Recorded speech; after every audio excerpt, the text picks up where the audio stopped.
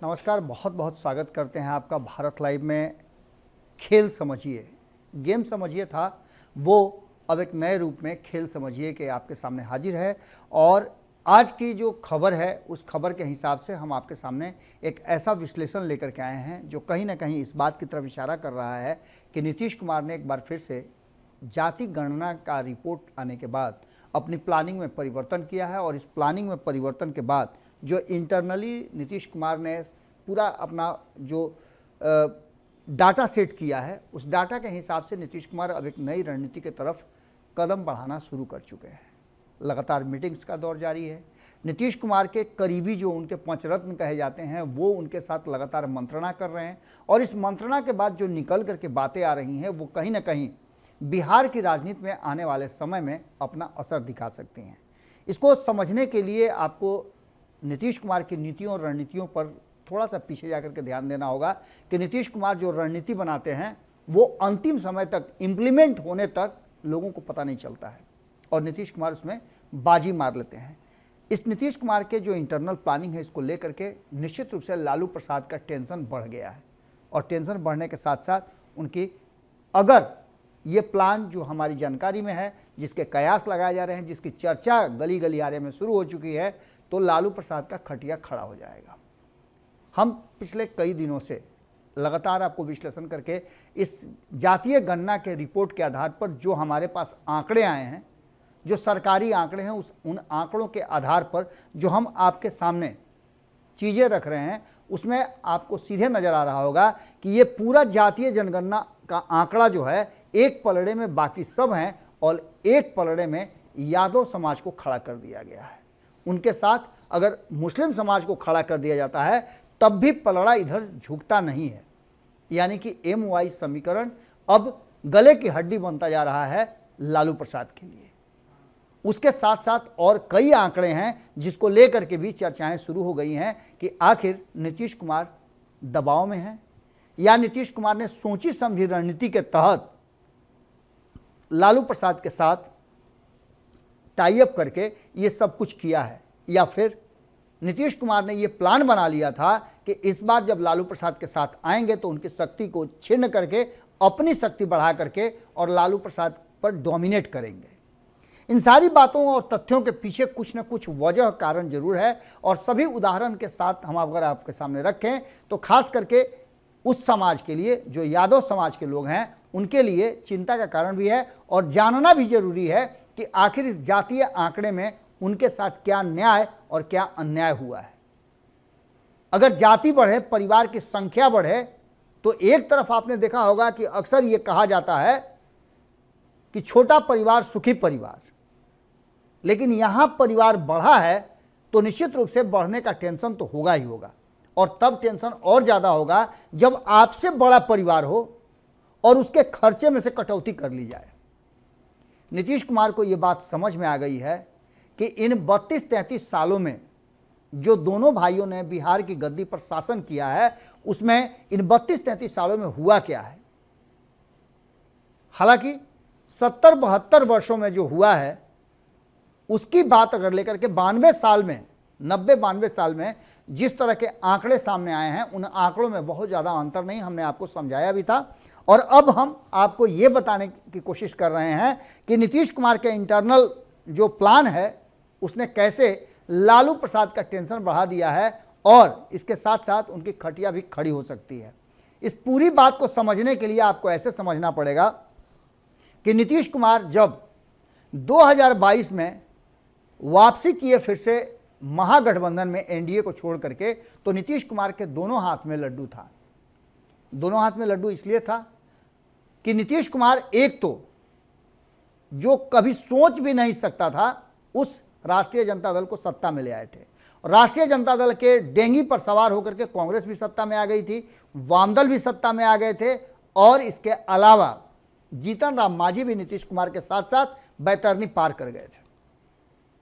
7 दलों का यह समूह दावे के साथ कह रहा था कि आने वाले समय में ये कहीं ना कहीं भारतीय जनता पार्टी को अब केंद्र की सत्ता से भी उतार देंगे, बिहार से तो हम बाहर कर ही दिए हैं। लेकिन जैसे जैसे ये समय बढ़ता गया, अब 1 साल के बाद नीतीश कुमार को भी एहसास हो रहा है। हालांकि बीच में कई बार ऐसी चीज़ें चर्चाएं चली हैं कि नीतीश कुमार परेशान हैं, नीतीश कुमार दबाव महसूस कर रहे हैं, और नीतीश कुमार खास करके जब इंडिया गठबंधन INDIA गठबंधन बन करके रेडी हो गया, उसकी 3 बैठकें भी हो गई, यहाँ तक कि संयोजकों की बैठक भी हो गई, समन्वय समिति ने अपना पूरा का पूरा कार्यक्रम तय कर लिया, लेकिन उस कार्यक्रम का नतीजा ये हुआ कि जब जब कार्यक्रम तय हुआ तब तक कोई ना कोई पेंच फंसा है। जैसे पटना में पहली बैठक होनी थी तो कई बार आपने देखा होगा कि डेट चेंज होता रहा। कांग्रेस पहले उस बैठक में शामिल होने से अपना पैर खींच रही थी, लेकिन लालू प्रसाद के समझाने बुझाने पर रखा। अब यहाँ पर दूल्हा बनाना राहुल गांधी को, ये लालू प्रसाद की स्ट्रेटजी थी, और यहाँ से नीतीश कुमार को दबाव महसूस होने लगा। नीतीश कुमार को ये बात समझ में आ गई जब लालू प्रसाद पटना में आकर के अपना खूंटा गाड़ दिए और यहाँ से हिलने का नाम नहीं ले रहे हैं। अगर कहीं जा भी रहे हैं तो अकेले हो या अपने बेटों के साथ हो या किसी के साथ, वो जल्दी उस जगह को छोड़ के पटना पहुँच जाते हैं कि पटना में उनकी स्ट्रेटजी, उनकी रणनीति काम करना शुरू कर चुकी है। यही नहीं, वो बाहर घूम करके भी इस बात को, कभी रथ लेके निकल जाते हैं, कभी राजगीर चले जाते हैं, तो कभी किसी मंदिर में चले जाते हैं, कभी मेरिन ड्राइव पर जाकर के वहाँ आइसक्रीम खाने लगते हैं। ये सब करके कहीं ना कहीं लालू प्रसाद ये बात दर्शाना चाहते हैं कि वो अभी ठीक हैं, फिट हैं। कहा भी उन्होंने था कि हम फिट हैं, नरेंद्र मोदी को फिट करना है। इन सारी बातों में कहीं ना कहीं अब अगर नीतीश कुमार डर रहे हैं तो उन्हें वास्तव में डरना भी चाहिए। 2017 में ऐसी ही स्थितियाँ पैदा हुई थी जिसको लेकर के नीतीश कुमार बाहर हुए थे। अब जब नीतीश कुमार आए इधर, महागठबंधन में उन्होंने सरकार बनाई, तो सरकार बनाने में मंत्रिमंडल के गठन में आपने देखा होगा कि काफ़ी पेच फंसा था। आपको लगता होगा कि 2 ही लोगों ने शपथ ग्रहण क्यों किया। ये वो पेच था जो नीतीश कुमार चाहते नहीं थे, लेकिन नीतीश कुमार को दबाव बना करके ये मंत्रिमंडल का गठन कराया गया, और जो नाम तेजस्वी यादव ने दिए थे उस नाम को किनारा करके उनके कुछ नामों को साथ में रखते हुए अपने पूरे नाम दे करके लालू प्रसाद ने इस मंत्रिमंडल को बनाया, जिससे कि नीतीश कुमार पर दबाव बना रहे, वजन बढ़ा रहे। इसमें आपको ये भी ध्यान देना होगा कि 243 सदस्यों वाली विधानसभा में 2020 में 54 यादव जीत करके आए थे, जिनमें से 8 को मंत्री बनाया गया है। और 8 मंत्री कितने में बनाया गया है, तो ये 31-32 का जो मंत्रिमंडल है उसमें से 8 यादवों को स्थान दिया गया। हालांकि इनकी संख्या अच्छी खासी है, उससे भी ज़्यादा सवर्ण जीत करके आए हैं, 64 सवर्ण जीत करके आए हैं, लेकिन उसके बावजूद भी उनका प्रतिनिधित्व जो है इस मंत्रिमंडल में मात्र 2 है। और वो भी 2 कहाँ से है, तो नीतीश कुमार के खेमे से। इसका सीधा मतलब आप समझ सकते हैं कि ये सब कुछ कहाँ जा रहा है। बात यही नहीं है। अगर 8 यादवों को दिया गया है जिनकी जो संख्या है वो 14% है, तो आप समझ ही सकते हैं कि आगे की कहानी क्या होगी। इसके अलावे सवर्णों की बात करें, EBC OBC की बात करें, तो इसमें भी कहीं ना कहीं झोल झाल नजर आ रहा है। जो 36% है, 112 जातियां हैं, उसमें से अगर आप 4 को 5 को 6 को बनाते हैं तो निश्चित रूप से उस समाज के साथ अन्याय हो रहा है, क्योंकि उनकी एक तो जनसंख्या ज़्यादा है और दूसरी उनको प्रतिनिधित्व नहीं मिल रहा है। इस पूरे मंत्रिमंडल में अगर देखा जा रहा है तो दलित समाज से 6 लोगों को शामिल किया गया है, लेकिन क्या दलित समाज के लोग जो 21% हैं उनके लिए मात्र 6 संतोषजनक है? यह भी एक बड़ी बात है। यह भी एहसान दलित समाज पर किया जा रहा होगा, जैसा कि लगता है कि दलित समाज को दिया, दलित समाज को दिया, दलित समाज को दिया। एक बार भी ये चर्चा नहीं होती है कि यादव समाज को दिया, यादव समाज को दिया, यादव समाज को दिया। तो कहीं ना कहीं OBC और EBC को डोमिनेट करने वाली यादव समाज है, और इस समाज को अब नीतीश कुमार कहीं ना कहीं उस टारगेट पर रखे हुए हैं जहां नीतीश कुमार ने अपनी प्लानिंग बनाई है। हमने आपको खबरों में कई बार बताया है कि नीतीश कुमार कई कारणों से इस गठबंधन के साथ जुड़े हुए हैं, और वक्त मिलते ही इस गठबंधन को टाटा बाय बाय भी कर सकते हैं। सबसे पहली बात कि CM कुर्सी पर नीतीश कुमार को लालू प्रसाद के इस एक्शन से हमेशा खतरा बना हुआ है, जिससे सशंकित है नीतीश कुमार। और नीतीश कुमार इसलिए अपना हाथ पैर फैलाते रहते हैं, कभी कुछ करके वो ऐसा दर्शाने की कोशिश करते हैं। ये रणनीतिक रूप से उनकी चाल है, जिससे कि राष्ट्रीय जनता दल पर दबाव बना रहे, तेजस्वी यादव पर दबाव बना रहे और वो लालू प्रसाद पर दबाव बनाए रहे। वहीं दूसरी तरफ पार्टी में इस बात को लेकर के विद्रोह है कि वो भाजपा के साथ छोड़ करके क्यों आए हैं और लालू प्रसाद के साथ यानी कि आरजेडी के साथ आने के बाद इतने ज़्यादा जो है चक्कर में क्यों पड़े हुए हैं, फेरा में क्यों पड़े हुए हैं, क्यों ये कह रहे हैं कि हमारे बाद तेजस्वी यादव संभालेंगे सब कुछ। इस बात को लेकर के विद्रोह हुआ है, कई लोगों ने तो छोड़ भी दिया है पार्टी का दामन। इसके बाद आपको बता दें कि इमेज पर नीतीश कुमार के काफ़ी असर पड़ रहा है। आपको पता है कि नीतीश कुमार का इमेज रहा है मिस्टर क्लीन का। हालांकि अपने ऊपर तो उन्होंने दाग नहीं लगने दिया है, लेकिन उनकी सरकार अब जब साथ में आई है तो क्राइम, करप्शन और कम्युनिज्म का जो खाका खींचा जा रहा है उसमें कम्युनिज्म को अगर साइड भी कर दें तो करप्शन का चार्जेस लगना शुरू हो चुका है। और इस बात को लेकर के एक बात तो साफ नजर आ रहा है कि ये पूरा का पूरा कहानी जो है वो दूसरे दिशा में शिफ्ट करनी शुरू हो चुकी है। इसको ग्रैब करने के लिए नीतीश कुमार ने अपनी रणनीति और प्लान बनाना शुरू कर दिया है। इसके साथ साथ आपको बता दें कि मंत्रिमंडल में 8 यादवों को शामिल कराने के पीछे कहा जा रहा है कि नीतीश कुमार पर दबाव बनाया गया था। ये भी बातें कही जा रही है और नीतीश कुमार इसको आसानी से एक्सेप्ट नहीं कर पा रहे थे, लेकिन चूंकि सरकार चलानी थी इसलिए उनको ये बात एक्सेप्ट करनी पड़ी। तेजस्वी यादव और लालू प्रसाद पर चार्जशीट होने का और उनके परिवार के कई सदस्यों का, खास करके चूंकि तेजस्वी यादव नीतीश कुमार के साथ मंत्रिमंडल का हिस्सा हैं, नंबर 2 पर हैं, तो ऐसी स्थिति में कहीं ना कहीं तेजस्वी यादव पर क्या मामला बनता है, किस तरह से बातें सामने आती हैं, वो देख करके नीतीश कुमार आगे का फैसला करेंगे। लेकिन नीतीश कुमार अपनी इमेज बचाने के लिए कोई तीसरा रास्ता अपना सकते हैं।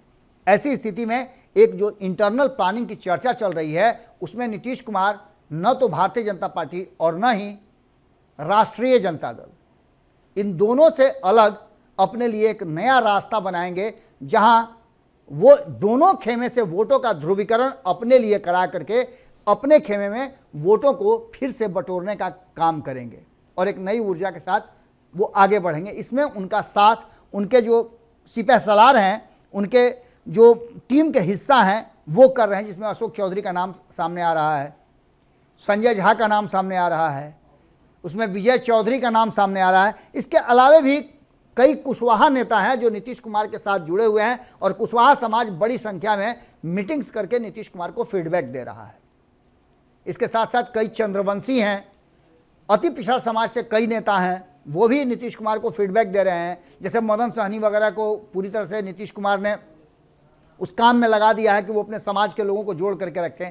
इसके साथ जो नीतीश कुमार का एक अलग स्ट्रेटजी चल रहा है उसमें कहा यह जा रहा है कि प्रशांत किशोर इस स्ट्रेटजी का हिस्सा बन सकते हैं, क्योंकि प्रशांत किशोर को भी भारतीय जनता पार्टी से और लालू प्रसाद से अलग अपने लिए एक रास्ता बनाना है और वो रास्ता अगर नीतीश कुमार के साथ बनता है तो और मजबूत गठबंधन होगा। इसके साथ साथ आपको बता दें कि नीतीश कुमार की प्लानिंग में जो भीतर खाने में चल रही है उसमें कहा यह जा रहा है कि नीतीश कुमार थर्ड फ्रंट, जिसे फर्स्ट फ्रंट कहा जा सकता है, बनाने की तरफ बड़ी तेजी से आगे बढ़ गए हैं इन जातीय आंकड़ों को लेकर के। और इसमें जितने भी सवाल खड़े किए जा रहे हैं उन सवालों से बिल्कुल अलग नीतीश कुमार अपना क्रेडिट लेते हुए इस काम को आगे बढ़ाना शुरू कर चुके हैं, जिसमें मायावती जो कि उस दूसरे फ्रंट जो INDIA गठबंधन है उससे बाहर हैं उनको भी शामिल किया जा सकता है। इसके अलावा और जो दल या नेता दोनों गठबंधन में नहीं है उनको इसमें शामिल कराया जा सकता है। इसके साथ साथ प्रशांत किशोर और नीतीश कुमार की एक बार फिर से ट्यूनिंग देखने को मिल सकती है। नीतीश कुमार सहनी को भी अपने तरफ ला सकते हैं, क्योंकि सहनी का मकसद जो है वो दोनों ही गठबंधन में पूरा होता हुआ दिखाई नहीं दे रहा है। तो तीसरी तरफ आम जनता पार्टी राष्ट्रीय के जो सुप्रीमो हैं विद्यापति चंद्रवंशी, उनको भी अपने पाले में लाने की पूरी तैयारी चल रही है, क्योंकि कई मीटिंग्स मुकेश सहनी और चंद्रवंशी की हो चुकी है। इसके साथ साथ दोनों ही लगातार कार्यक्रम कर रहे हैं। एक तरफ जहां गंगाजल लेकर के कसम खिलवा रहे हैं मुकेश सहनी, तो वहीं दूसरी तरफ निदान यात्रा निकाल करके महिलाओं को एकजुट करके और अति पिछड़ा समाज को, जो कि एक बड़ी संख्या में है, उनको एकजुट करके कहीं ना कहीं विद्यापति चंद्रवंशी भी अपने लिए रास्ता खोज रहे हैं, रास्ता बना रहे हैं, और वो रास्ता अगर नीतीश कुमार की तरफ शिफ्ट करता है तो निश्चित रूप से उनके लिए भी फायदेमंद होगा। इतना ही नहीं, इसके अलावा जो पशुपति कुमार पारस हैं वो भी इंतजार कर रहे हैं कि उनके साथ क्या फैसला होता है। एनडीए गठबंधन में चिराग पासवान के आने के बाद से उनके लिए भी रास्ते बहुत सीमित हो गए हैं, तो ऐसी स्थिति में उन्हें भी एक जगह चाहिए। और कहीं ना कहीं त्रिकोणीय मुकाबला कराने पर एक बात तो पक्का है कि नीतीश कुमार का इमेज और ये जो नया जातीय आंकड़ा आया है, इसमें अगर गैर भाजपा और गैर यादवों को अलग कर लिया जाए तो नीतीश कुमार की स्ट्रेटजी कहीं ना कहीं काम करना शुरू कर सकती है। और 16% की जगह पर नीतीश कुमार 32% वोट भी ला दें तो कोई अतिशयोक्ति नहीं होगी। 40 सीटों का ये तिलिस्म इस बार बड़ा जबरदस्त ढंग से देखने को मिलेगा और तोड़ने वाले को ही बाजीगर कहेंगे। जुड़े रहेगा भारत लाइव के साथ, खबरों का सिलसिला लगातार जारी रहेगा। आपको कैसा लगा खेल समझिए जरूर बताइएगा। नमस्कार। अगर ये वीडियो पसंद आई और वह बिहार के राजनीति और बिहारियत से सरोकार रखेनी तो सब्सक्राइब बटन दबा के चैनल के सब्सक्राइब कर ली। ओजे एगो घंटी बा, ओकरा बटन दबा देला से कुल सटीक और मारक खबर रुआ मुफ्त में मिल जाई। अगर रुआ पत्रकारिता के हमनी के नया प्रयोग में सहयोग कर चाहतानी तो ज्वाइन बटन दबा दी। पेटीएम नंबर नोट कर ली 9386816700। धन्यवाद।